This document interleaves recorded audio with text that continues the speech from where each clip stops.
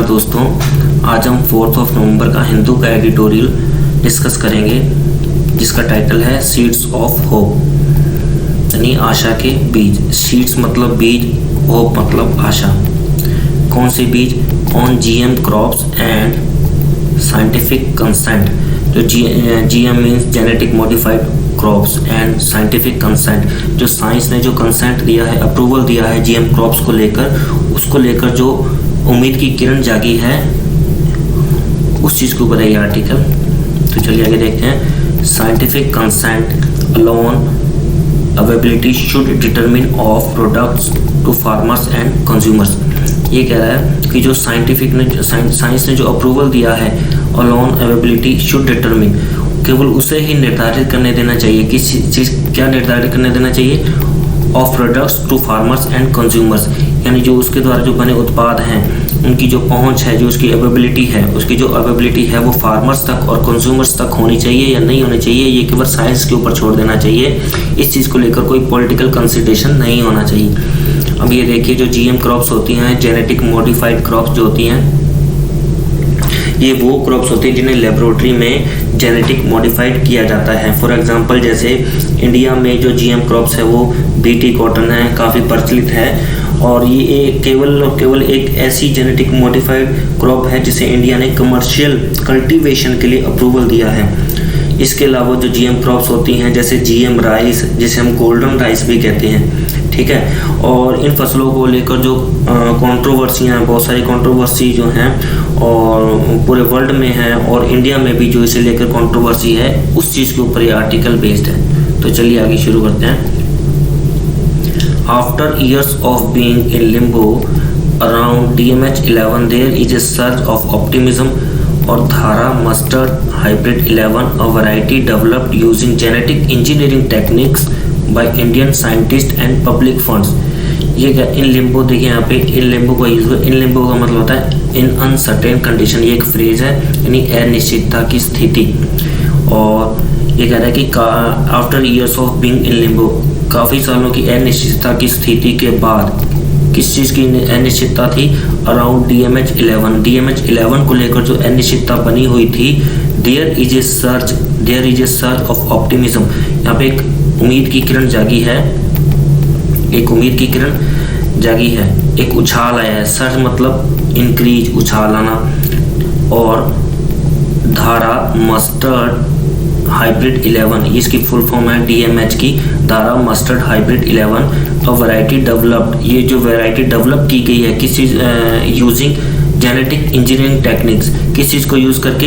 Genetic engineering techniques को use करके, और by Indian scientist and public fund. Indian scientist के द्वारा और पब्लिक फंड को यूज़ करके जो DMH11 की जो तैयार किया गया है, हाइब्रिड मस्टर्ड हाइब्रिड तैयार किया गया है, इस चीज़ को लेकर जो है एक आशा जगी है। अब यहाँ पे देखो, देयर इज ए सर्ज, ये यहाँ पर इन्वर्जन का यूज़ किया गया है। इन्वर्जन वो होता है जब हम सब्जेक्ट को वर्ब के बाद में यूज़ करते हैं या वर्ब को सब्जेक्ट से पहले यूज़ करते हैं। यहाँ पे देयर जो है इंट्रोडक्टरी सब्जेक्ट है, और इसका जो और सर्ज यहाँ पे सब्जेक्ट है, और इसका जो वर्ब है वो है एज, जिसको इससे पहले यूज़ किया गया है, तो एक इन्वर्जन है, ठीक है।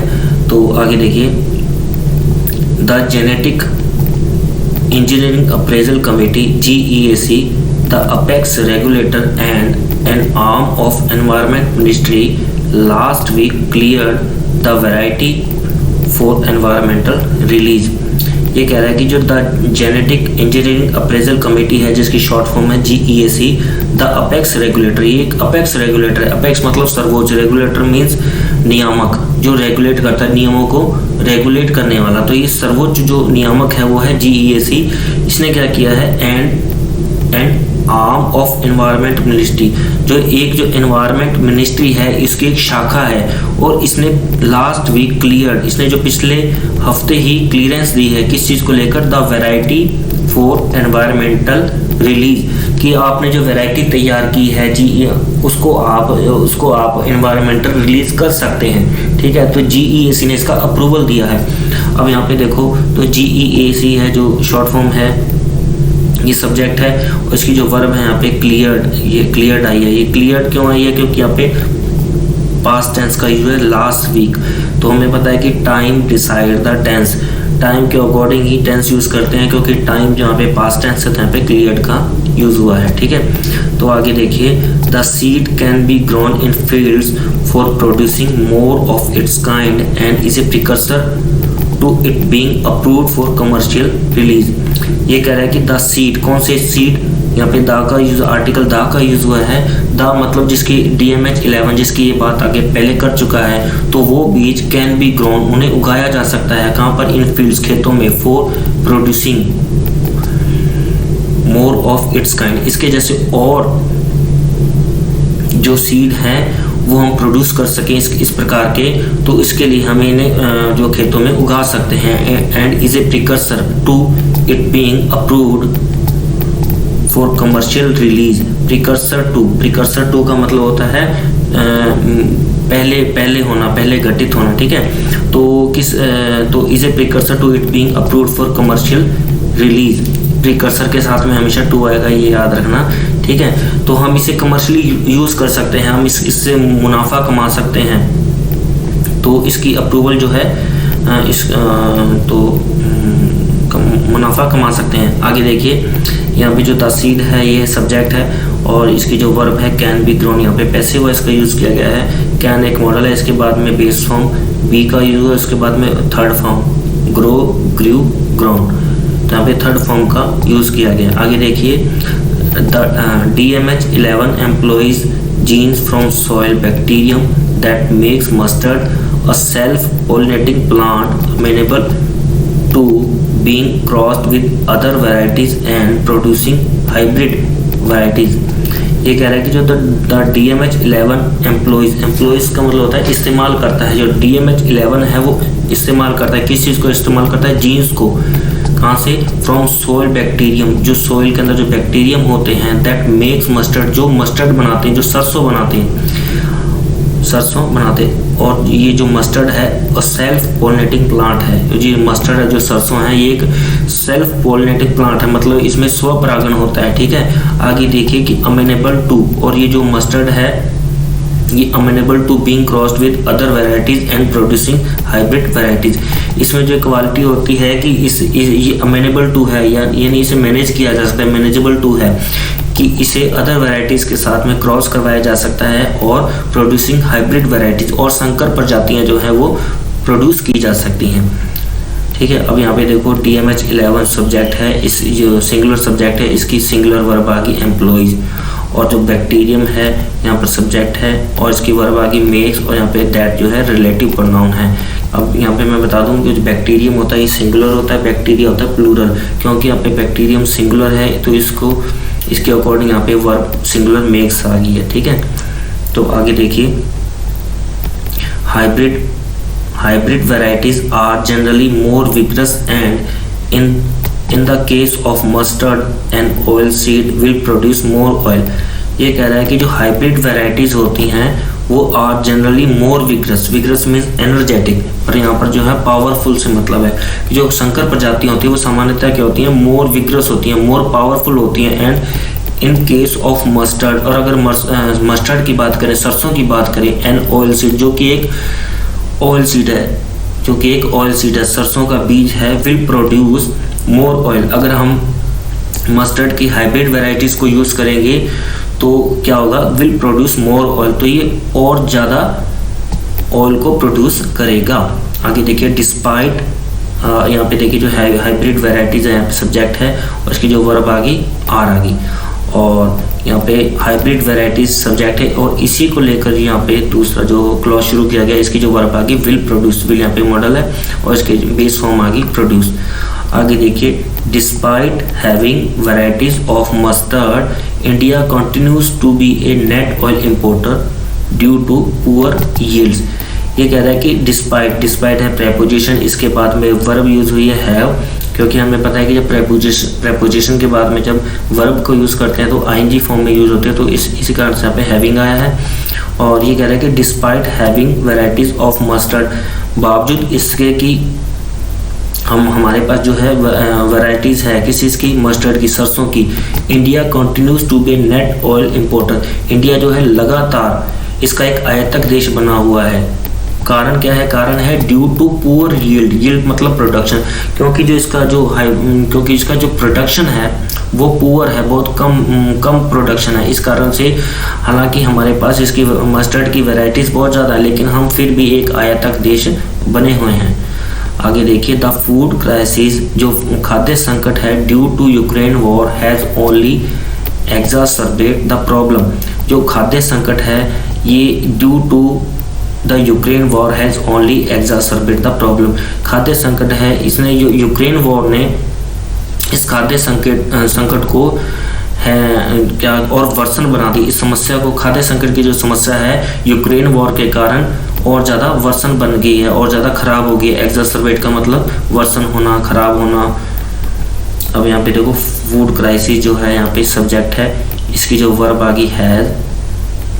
अब ये देखना, मैं आपको बताता हूँ, जो क्राइसिस होता है CRISIS, ये है सिंगुलर, तो इसलिए यहाँ पे सिंगुलर वर्ब यूज हुई है। अगर यहाँ पे होता CRISES तो प्लूरल हो जाता, ठीक है, लेकिन यहाँ ये सिंगुलर है। आगे देखिए कि डिस्पाइट डिकेड्स लॉन्ग ट्रायल्स, बावजूद इसके दशकों के लंबे ट्रायल्स के बावजूद mustard hybrids have not made it to Indian farmers because of activist opposed to genetic modification technology in principle and some farmers groups that believe them to be dangerous। ये कह रहा है कि बावजूद इसके कि दशकों के लंबे ट्रायल्स के बावजूद मस्टर्ड हाइब्रिड्स जो हैं have not made it to Indian farmers. जो मस्टर्ड हाइब्रिड संकर प्रजातियां हैं, सरसों की जो संकर प्रजातियां हैं, मेड इट मतलब ये रीच नहीं है, इनकी किन तक रीच नहीं है? टू इंडियन फार्मर्स तक इनकी ये रीच नहीं है। कारण क्यों नहीं है? हालांकि इसके ट्रायल्स काफ़ी बार हो चुके, लेकिन फिर भी इंडियन फार्मर्स तक इनकी रीच नहीं है, क्योंकि because of activist oppose to genetic modification technology in principle, क्योंकि जो एक्टिविस्ट जो हैं, जो आंदोलनकारी हैं, वो इसका विरोध करते हैं जेनेटिक मॉडिफाइड टेक्नोलॉजी का इन प्रिंसिपल, सैद्धांतिक रूप से। वो ये नहीं मानते हैं, वो किसी पर्टिकुलर संकर प्रजाति को विरोध नहीं करते हैं, वो सैद्धांतिक रूप से ही इस जो टेक्नोलॉजी है इसको गलत मानते हैं। एंड सम फार्मर ग्रुप्स, और जो कुछ फार्मर ग्रुप्स हैं, that believe them to be dangerous, और उनका ये मानना है कि जो ये संकर प्रजाति, जो हाइब्रिड जो बीज हैं, ये डेंजरस हो सकते हैं, खतरनाक हो सकते हैं। अब देखिए यहाँ पे ये ग्रुप्स है, ये सब्जेक्ट है, इसके अकॉर्डिंग बिलीव जो यहाँ पे वर्ब आ गई है, प्लूरल वर्ब आ गई, और दैट जो इसको कनेक्ट, इन दोनों को कनेक्ट कर रहा है, ठीक है। आगे देखिए, while several top scientists and agriculture experts have cleared the GEAC approval, the celebration ought to be muted। ये कह रहा है कि the while several top scientists and agriculture expert, हालांकि बावजूद इसके कि टॉप साइंटिस्ट, जो टॉप वैज्ञानिक हैं, एंड एग्रीकल्चर एक्सपर्ट हैं, जो कृषि वैज्ञानिक हैं, एक्सपर्ट हैं, हैव क्लियर्ड, उन्होंने क्लियरेंस दे दी है द GEAC, जो GEAC ने जो अप्रूवल दिया है उस चीज़ को लेकर ये भी पूरे आशान्वित हैं। कौन? टॉप साइंटिस्ट और एग्रीकल्चर एक्सपर्ट। लेकिन बावजूद इसके क्या है? 10 celebration out to be muted. लेकिन जब भी खुशियां हमें नहीं मनानी चाहिए, इस चीज़ को लेकर रोक देना चाहिए। म्यूटेड मतलब रोक देना चाहिए। आगे देखिए, क्यों नहीं मनानी चाहिए? क्योंकि इन 2017 GEAC had cleared the plant and then did a backtrack by introducing additional tests after protest। क्योंकि इन 2017 में भी GEAC ने इसको क्लियरेंस दी थी इस प्लांट को, लेकिन फिर भी then did a backtrack, लेकिन उस टाइम में क्या हुआ था कि backtrack मतलब यू टर्न लेना पड़ा था, दोबारा से विचार विमर्श करना पड़ा था। बाय इंट्रोड्यूसिंग एडिशनल टेस्ट, और उन्होंने क्या किया था? कुछ एडिशनल टेस्ट इंट्रोड्यूस किए थे। और ये ऐसा हुआ क्यों था? आफ्टर प्रोटेस्ट, क्योंकि इस चीज़ को लेकर जब GEAC ने इसको अप्रूवल दे दी थी, लेकिन इसके बाद में काफ़ी प्रोटेस्ट हुआ था, तो उसके बाद क्या हुआ था, इन्होंने वापस अपने इसको दोबारा इसको सोचना पड़ा था और एडिशनल टेस्ट किए गए थे। इन 2009 में GEAC had cleared BT brinjal.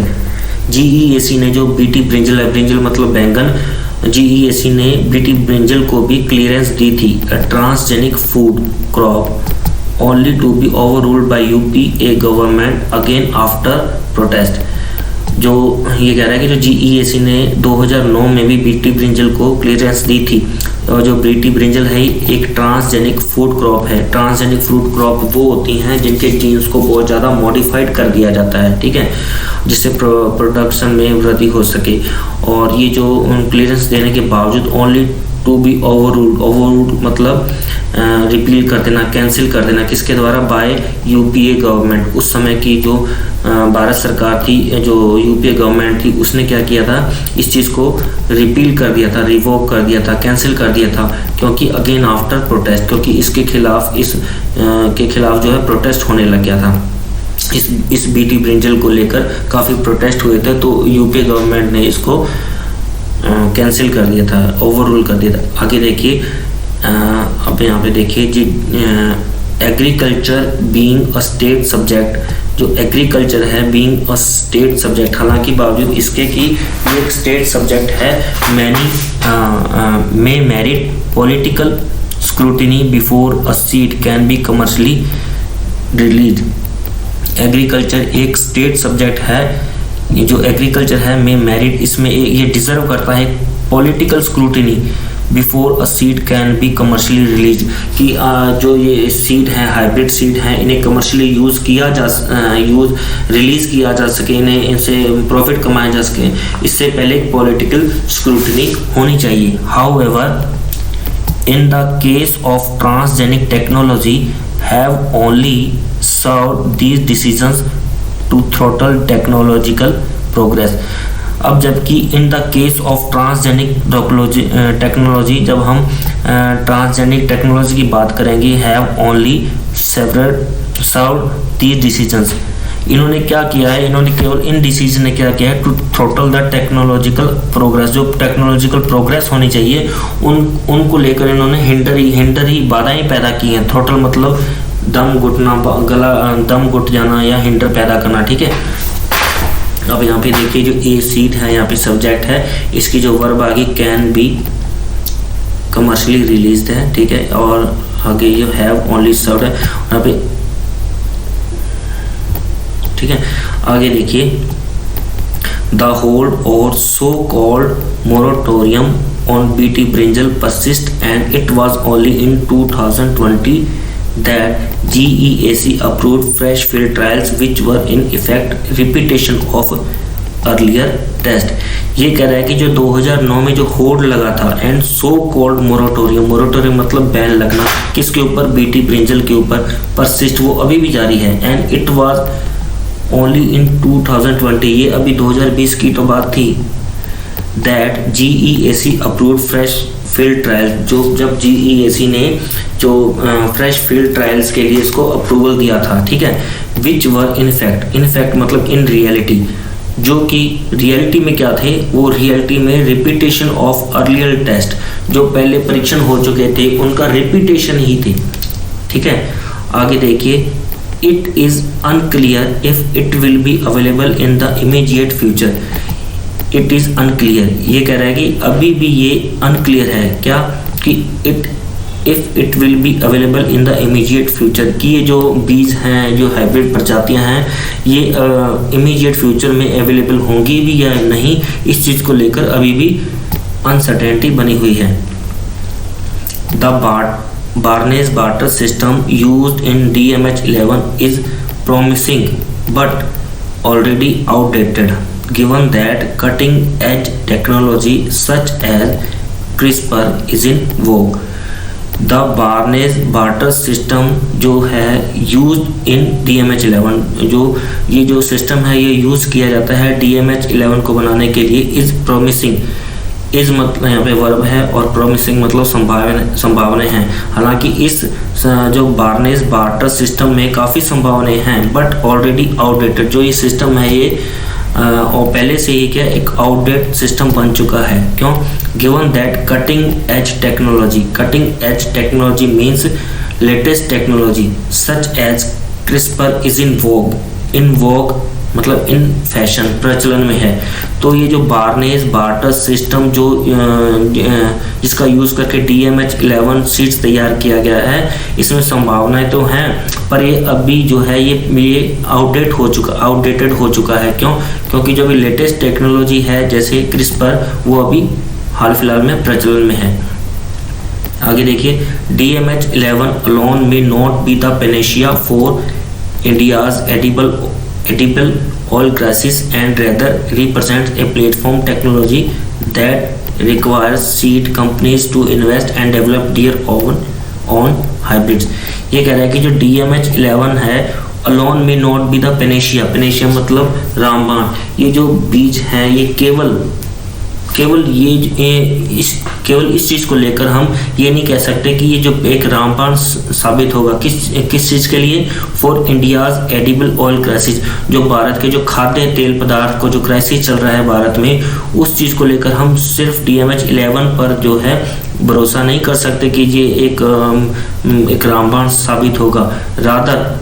Rather represent, बजाय इसके कि एक रिप्रेजेंट करता है एक प्लेटफॉर्म टेक्नोलॉजी को दैट रिक्वायर्स सीड कंपनी, जिसे रिक्वायरमेंट है, जिसे ज़रूरत है कि seed companies to invest and develop their own hybrids, कि सीड कंपनियां जो हैं इसमें इन्वेस्ट करें और अपने और इसका यूज़ करके जो है संकर प्रजातियां डेवलप की जाएं।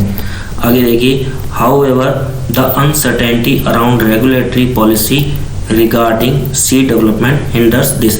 जो हाउएवर, जबकि जो अनसर्टेनिटी बनी हुई है, किस चीज़ को लेकर बनी हुई है? Around regulatory policy regarding seed development, जो नियामक जो रेगुलेटरी पॉलिसी बनती हैं और जो सीड डेवलपमेंट को लेकर वो इस चीज़ को रोकती हैं। हिंडर्स दिस, हिंडर मतलब बाधाएं पैदा करती हैं किस चीज़ में? कि जो कंपनियां हैं जो इन्वेस्ट करें, जो कंपनियां हैं जो वो इन्वेस्ट करेंगी और नए बीज तैयार करेंगी, वो किसी ना किसी कारणवश से इस चीज़ से रुक जाती हैं कि जो रेगुलेटरी बॉडी है वो उसके नियम क्या होंगे। तो ये चीज़ जो है एक अनिश्चितता की स्थिति पैदा करती है। आगे देखिए, टू सिग्नल ट्रांसफॉर्मेशन, सिग्नल मतलब इशारा करना, ट्रांसफॉर्मेशन मतलब बदलाव, एक बदलाव की ओर इशारा करते हुए the government must second the approval by GEAC and restore the system whereby scientific consent rather than political consideration determines the availability of products to farmers and consumers। ये कह रहा है कि जो द गवर्नमेंट मस्ट सेकंड यहाँ पर द्वितीय से मतलब नहीं है, सेकंड का मतलब यहाँ पे वर्ब है और यहाँ पे मतलब है सपोर्ट। तो द गवर्नमेंट मस्ट सेकंड, तो गवर्नमेंट को सपोर्ट करना चाहिए किस चीज़ को? The approval bye GEAC। तो GEAC ने जो अप्रूवल दिया है उस चीज़ को अगर गवर्नमेंट भी सपोर्ट करे एंड रिस्टोर द सिस्टम, और जो पुराना सिस्टम है उसको बहाल करना चाहिए। वेयर बाय, पुराना सिस्टम क्या था? द साइंटिफिक कंसेंट, जो साइंस ने जो आम सहमति दी थी, जो अप्रूवल दिया था, रादर दैन पॉलिटिकल कंसिडरेशन, जिसमें पॉलिटिकल कंसिडरेशन को शामिल नहीं करना चाहिए, और and determines the availability of products to farmers and consumers. और उस साइंस ने जो अप्रूवल दिया था केवल उसे ही निर्धारित करने देना चाहिए कि जो प्रोडक्ट्स हैं उनकी जो अवेलेबिलिटी है वो फार्मर्स तक और कंज्यूमर्स तक होनी चाहिए या नहीं होनी चाहिए। तो ये इस चीज़ के ऊपर ही आर्टिकल लिखा गया था। थैंक यू दोस्तों। अगर आपको हमारा चैनल अच्छा लगा तो इसे प्लीज़ सब्सक्राइब करें, कमेंट करें, लाइक करें, और ऐसी और वीडियो देखने के लिए हमारा चैनल सब्सक्राइब करें। Thank you.